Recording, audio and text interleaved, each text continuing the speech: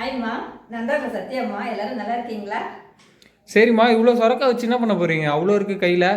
சொரக்காய் வச்சு வேர்க்கடலை போட்டு பொரியல் பண்ண போகிறோம்பா. அக்கா கொடுத்து அமிச்சாங்க ஊரில் இருந்து இல்லையா? ஆமாம் ஆமாம். அதை வச்சு சரி நிறைய கொடுத்து அமிச்சிட்டாங்க. ஒன்றே ஒன்று எடுத்துன்னு வந்தாங்க. அந்த ஒன்றில் பாதி பறிச்சுட்டு பாதி வச்சுருக்குறோம். இன்றைக்கி ஒரு 5 சொரக்காய் கொடுத்து அமிச்சாங்களா அக்கா. அதுதான் சரி 2 வந்து நம்ம அக்காவுக்கெல்லாம் கொடுத்துட்டோம் இல்லையா? அக்காவுக்கு அன்னிக்கலாம். அதை இன்னும் வச்சு கொஞ்சம் நம்ம பண்ணலாம்ப்பா பொரியல். சரி சரிம்மா. நம்ம அரவிந்த் ஊருக்கு போயிருந்தாங்கம்மா. அம்மாவெல்லாம் ஊருக்கு போயிருக்கிறாங்க. அம்மா நம்ம ஜெயஸ்ரீ சந்தியாலாம் ஊருக்கு போயிருக்காங்க. அவங்களுக்கு ஒன்றுமே ஊரில் விட்டு வரத்துக்காக போனார் அரவிந்த். வரும்போது அக்கா குத்த அமிச்சாங்களாங்கம்மா. 5 சொரக்காய் குத்த அமிச்சிக்கிறாங்க. அதனால சரி நம்ம அதை வச்சு வேர்க்கடலை போட்டு பொரியல் பண்ணலாம். 2 சொரக்காய் கொடுத்துட்டோம். இப்போ இந்த 3 சொரக்காய் இருக்குது. இது அன்னைக்கு நம்ம பூவெல்லாம் எடுத்துன்னு வந்தாங்க இல்லையா? அன்னைக்கு பார்த்தீங்கன்னா அன்னைக்கு எடுத்துன்னு வந்தாங்களே ஒரு சொரக்காய் முழுசா. அந்த சொரக்காயில் பாதி தான் பண்ணோம், பாதி அப்படியே இருக்குதுங்கம்மா. அதை வச்சு நம்ம இப்போ வேர்க்கடலை போட்டு பொரியல் பண்ணலாம். நம்ம சொரக்காய் வேர்க்கடலை பொரியல் ரொம்பவே நல்லா இருக்குங்க. உடம்புக்கும் ரொம்ப நல்லது. இது சாப்பிட்றதுக்கு டேஸ்ட்டாக இருக்குது. எனக்கு சொரக்காய்னால வேர்க்கடலை போட்டு அந்த பொரியல் தான் ரொம்பவே பிடிக்கும். இன்றைக்கி அது மாதிரி இப்போ பண்ணலாங்கம்மா. இது என்னென்ன தேவையான பொருள்னு பார்த்தீங்கன்னா வேர்க்கடலை எடுத்து வச்சுக்கிறோம். நம்ம இதை வறுத்து நம்ம பொடி பண்ணிக்கலாம். வேர்க்கடலையே காஞ்ச மிளகா கூட போட்டு வறுத்துக்குவோம். சொரக்காய் எடுத்து வச்சுக்கிறோம். சொரக்காய் வேக வச்சுக்கணும். அதனால் நம்ம தோல் சீவி ஃபஸ்ட்டு வேர்க்கடலையை வறுத்துக்கினே இதை நம்ம அதுக்கப்புறம் சொரக்காய் அரிஞ்சிக்கலாங்கம்மா. வறுத்த வேர்க்கடலை கிடச்சா கூட அப்படியே பொடி பண்ணிக்கலாம். இப்போ வறுத்து பச்சை வேர்க்கடலை இருந்தாலும் வறுத்துக்குவோம். காஞ்ச மிளகாய் மட்டும் வறுத்துக்கினா போதும். வறுத்த வேர்க்கடலையே இருந்தால் இது பச்சைன்றதுனால இதை பொடி இப்போ வறுத்துக்கலாம். இதை கொஞ்சம் சின்ன தீயிலே வச்சு வறுத்துக்குவோம். ஏன்னா ரொம்ப கருப்பு ஆகிடும், ஆனால் உள்ளே வேகாது. அதனால கொஞ்சம் சின்ன தீயை வச்சு நம்ம வறுத்து எடுத்துக்கலாம். அது கூட காஞ்ச மிளகாய் வச்சிருக்கிறோம் இல்லையா? நம்ம தேவையான அளவு காரம் போட்டுக்கலாம். நம்ம இப்போ ஒரு நிறைய சொரக்காய் பண்ணுறதுனால ஒரு 3 காஞ்ச மிளகாய் இதில் போடுறோம்மா.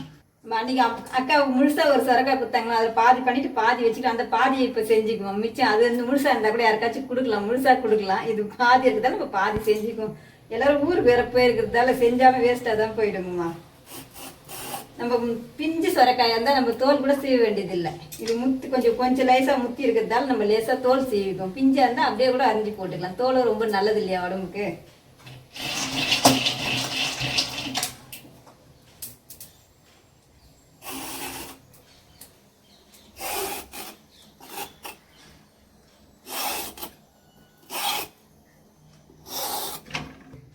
நீட்டாக பெருசாக இருக்கிறதால தோல் சீவுறதுக்கு கூட நல்லா அழகாக வாட்டமாக இருக்குதுங்கம்மா.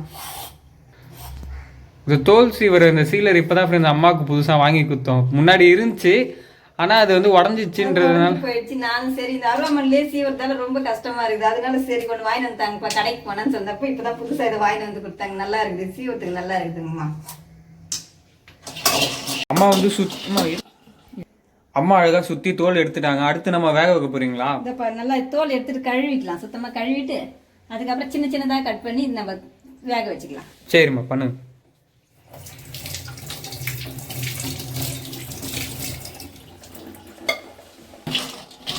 நல்லா வந்துச்சு போலியம்மா.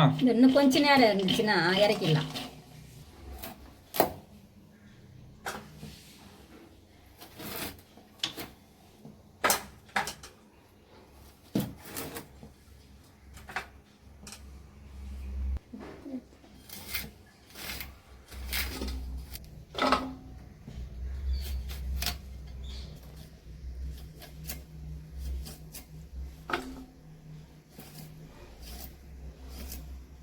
இது இப்படி சின்னதாக கட் பண்ணாதான் வேகுமாமா? கொஞ்சம் குட்டி குட்டியாக கட்டமாக கட் பண்ணிக்கணும்னா சாப்பிட்றதுக்கு நல்லா இருக்கும்ப்பா.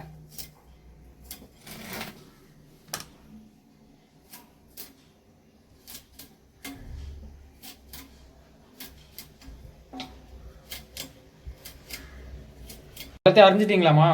அரிஞ்சிட்டோம்பா. இதை அரிஞ்சிட்டோம். வேர்க்கடலை வறந்துடுச்சு. எடுத்து நம்ம ஆற வச்சுட்டு இதை வேக வச்சுக்கலாம். வேர்க்கடலை காஞ்ச மிளகாய் ரெண்டுமே நல்லா கரெக்டாக வறந்துடுச்சு. அது ஆறுறதுக்குள்ள நம்ம சொரக்காயை வேக வச்சுட்டு அதை பண்ணணும். அதனால இதை வேக வச்சுக்கலாங்கம்மா. குக்கர்லாம் வேக வைக்க மாட்டீங்களாமா? குக்கரில் வச்சா ரொம்ப குழன்னு ஆகிடும். அதனால இதில் மாதிரி வேக வச்சுக்கலாம். சீக்கிரம் வெந்துடும் சொரக்காய். அப்படிங்களா? சரி சரி. நம்ம இதை போட்டு இதை தண்ணி ஊற்றிக்கலாம்.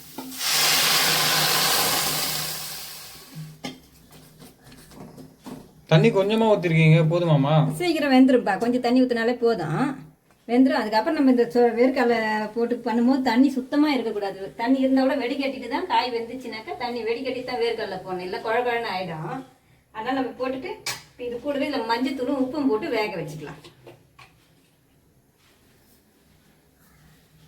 இந்த சொரக்காய் கூட்டு சூப்பராக இருக்கும் ஃப்ரெண்ட்ஸ். நம்ம உப்பு மஞ்சத்தூளும் போட்டு இப்போ இதை வேக வச்சிடலாம். நல்லா வெந்துன்னு இருக்கட்டும். அம்மா அடிக்கடி செஞ்சு தருவாங்க இந்த கூட்டு. நம்ம கையில் அழுத்தி பார்த்தோம் வெந்துச்சுனாக்கா, அப்போ தண்ணி இருந்தால் கூட நம்ம தண்ணி வெடிகட்டிட்டு அதுக்கப்புறம் பண்ணிக்கலாம்.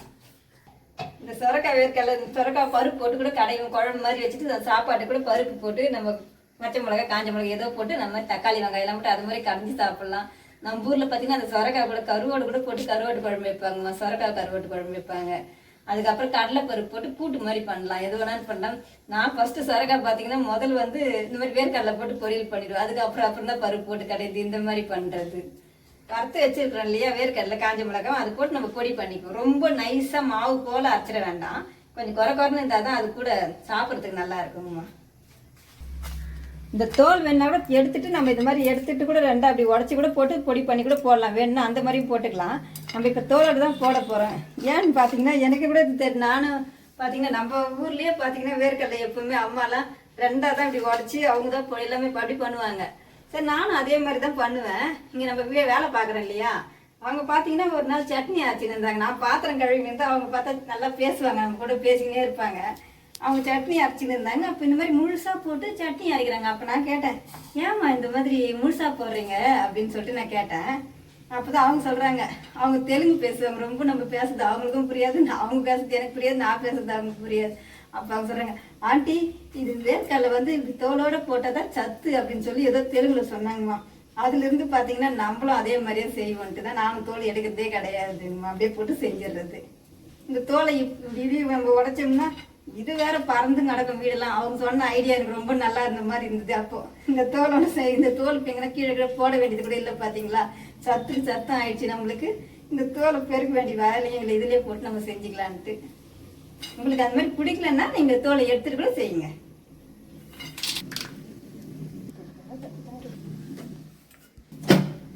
வேர்க்கடலை இப்போ அரைச்சிட்டோம். இது பார்த்தீங்கன்னா இப்போ ரொம்ப இதை நைஸாக அரைச்சிட்டோம்னாக்கா அதில் கண்டே பிடிக்கும். அது கொஞ்சம் வேர்க்கடலையாகவே கொஞ்சம் இருந்தாலும் நம்ம சாப்பிடும் போது நல்லா டேஸ்ட்டாக இருக்கும். அதுக்காக தான் இந்த மாதிரி அரைச்சிக்கிறது.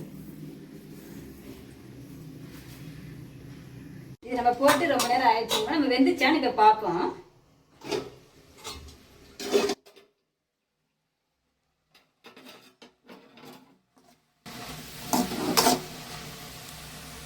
நம்ம எல்லாம் நிறைய தண்ணி ஊற்றிருந்தா தண்ணி நல்லா சுண்டிடுச்சு. இப்போ நல்லா சொரக்காயும் வெந்துச்சான்னு பார்த்துருவோம். நல்லா தான் வெந்துச்சுங்க, நல்லா வெந்துச்சு. இந்த மாதிரி நீங்கள் நல்லா வெந்துச்சுனாக்கா தண்ணி இருந்தாக்கா அந்த தண்ணியோட போட வேண்டாம், தண்ணி வடிகட்டிடலாம். தண்ணி வடிகட்டிட்டு அதுக்கப்புறம் நம்ம தாளிச்சிக்கலாம். எப்பவுமே கொஞ்சம் தண்ணி கொஞ்சம் திட்டமாக வச்சிருவேன். அந்த தண்ணியை அதில் சுண்டுற மாதிரி வச்சிருவேன். ஜாஸ்தி ஆயிடுச்சுன்னா அப்போ வடிகட்டிக்கலாம்.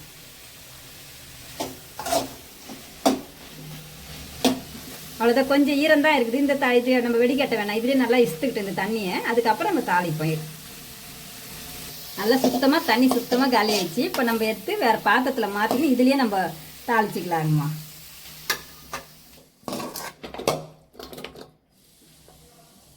ஒரு பாத்திரத்தில் மாற்றிட்டு இந்த கடாயை கழுவி வச்சிடலாம். அந்த இதுலேயே அந்த கரையோட மஞ்சள் தூள்லாம் இருக்கும்போது நம்ம திரும்பவும் அது அடுப்பில் வச்சோம்னா கருப்பாக மாறிடும். அதனால ஒரு கழுவிட்டு வச்சு அதுக்கப்புறம் செய்வோம். நம்ம இப்போ இதில் கொஞ்சமாக எண்ணெய் ஊற்றிக்குவோம். வேர்க்கடலையும் ஒரு எண்ணெய் தானே, அதனால நம்ம இதில் கொஞ்சமாகவே ஊற்றிக்குவோம். இது கூடவே கொஞ்சம் கடுகும் உளுத்தம் பருப்பும் போட்டுக்கலாம். கூட 2 சீரகம் போட்டுக்கலாம். பொரிஞ்ச உடனே வெங்காயமும் அப்புறம் கருவேப்பிலையும் போட்டு வதக்கிக்கலாம்.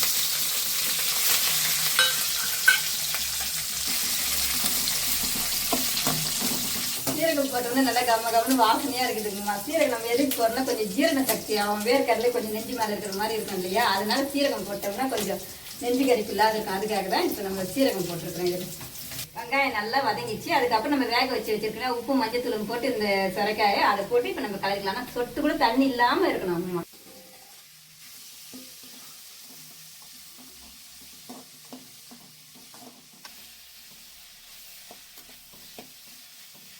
இந்த சொரக்காய் பார்க்கும்போது அறியும் போது பார்த்தா நிறைய இருக்கிற மாதிரி இருக்கும். அப்புறம் பார்த்தீங்கன்னா வெந்துச்சுன்னா கொஞ்சம் ஆகிடும், சுருண்டுடும், கொஞ்சமாக மாறிடும். நான் பாதி சொரக்காய் தான் எடுத்துருக்குறேன். சாப்பிட்றதுக்கு வேறு இங்கே ஆள் கிடையாது. செஞ்சாலும் இல்லை, இவங்கள ஊருக்கு போயிட்டதால நானும் அரவிந்த் 2 பேர் தாங்கமா இருக்கிறோம். இது நம்ம சொரக்காய் போட்டு நல்லா வதக்கிட்டோம். ரொம்ப நேரம் வேக வேண்டியது ஒன்றும் இல்லை, தண்ணிலாம் இல்லை இல்லையா, அதனால நம்ம பண்ணி வதக்கிட்டு அடுப்பு ஆஃப் பண்ணிட்டு அதுக்கப்புறம் வேர்க்கடலையை போட்டுக்கலாம். வேர்க்கடலையை அடுப்போட அப்படியே போட்டோம்னா ஒரு மாதிரி குழகுழன்னு மாறிடும். இப்போ வந்து நம்ம வேர்க்கடலையை போட்டுக்கலாம்.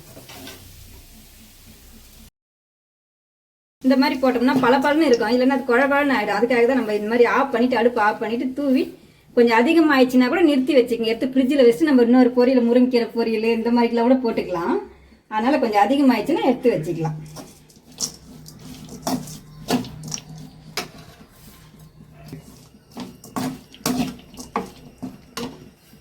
நம்ம கொஞ்சோண்டு ரொம்ப அதிகமாக அரைச்சிட்டோம், கொஞ்சம் எடுத்து ஃப்ரிட்ஜில் வச்சுக்கலாம்.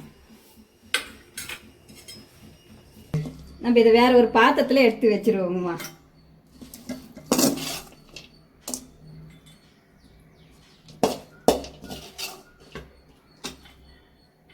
நம்ம சொரக்காய் பொரியல் அழகாக செஞ்சுட்டோம். இது ரொம்ப உடம்புக்கும் நல்லது, நல்லா சூப்பராக சீக்கிரமாக செஞ்சிடலாம். ரொம்ப லேட்டே ஆகாதுங்க, சீக்கிரம் செஞ்சிடலாம். கட் பண்ணி கொஞ்சம் நேரம் வேக வச்சு வேர்க்கடலை வரதுக்குள்ளே அதுக்குள்ளே ரெடி பண்ணிடலாம். டக்குன்னு வெடிப்பாக வெயில் காலம் இல்லையா, சொரக்காய்லாம் ரொம்ப உடம்புக்கு நல்லது. அதனால அடிக்கடி நம்ம செய்யலாங்கம்மா. இந்த சொரக்காய் பொரியலை சாப்பிடலாம், எல்லாருமே சாப்பிடலாம், நல்லது இது. வெயில் காலத்துக்கு சளி கூட பிடிக்காது. நம்ம வெயில் தானே காயுது, நம்ம தண்ணி சத்து கூட நல்லதுன்றதுனால இது ரொம்பவே நல்லதுங்கம்மா.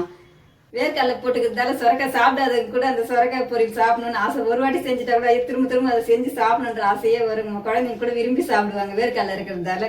வேர்க்கடலையே ரொம்ப நல்லது இல்லையா, அதனால அந்த மாதிரி அடிக்கடி செஞ்சு சாப்பிடுங்கம்மா. வாங்கம்மா எல்லாரும் சாப்பிடலாம். இந்த வீடியோ பிடிச்சிருந்தா லைக் பண்ணுங்க, ஷேர் பண்ணுங்க, கமெண்ட் பண்ணுங்க. சத்யாம்மா சேனலை மறக்காம சப்ஸ்கிரைப் பண்ணுங்கம்மா.